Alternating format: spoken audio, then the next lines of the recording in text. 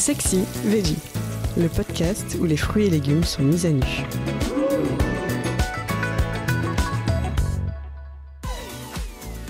Le salsifis, comment le sortir de l'oubli?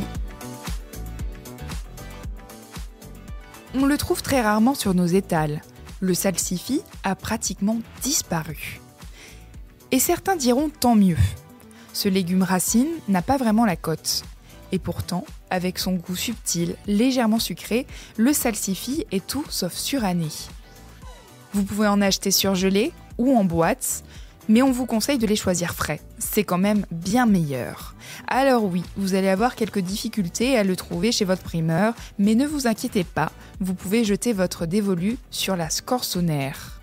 Ce légume racine, que l'on appelle par défaut salsifis, a sensiblement le même goût, la même forme que le vrai. Et sa chair est moins fibreuse. Bon, salsifis pour les explications, on passe en cuisine ?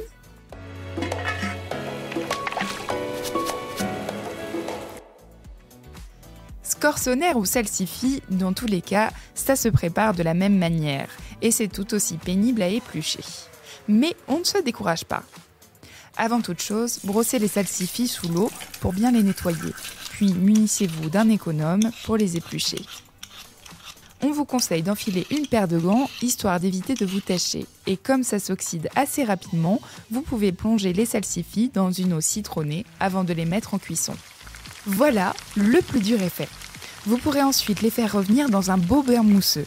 C'est tout simplement délicieux.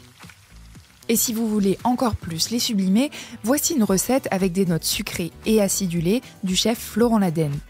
Il propose de les associer à de la poire et à du vinaigre de cidre.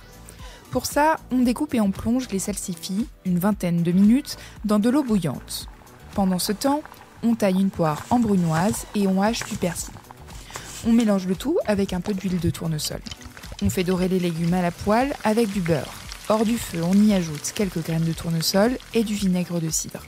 On dresse le tout dans une assiette avec notre brunoise au fond, simple et originale. C'est la fin de cet épisode. Si vous l'avez aimé, n'hésitez pas à commenter, à liker et à vous abonner. Retrouvez plus de contenu sur cuisineactuelle.fr et dans notre magazine en kiosque.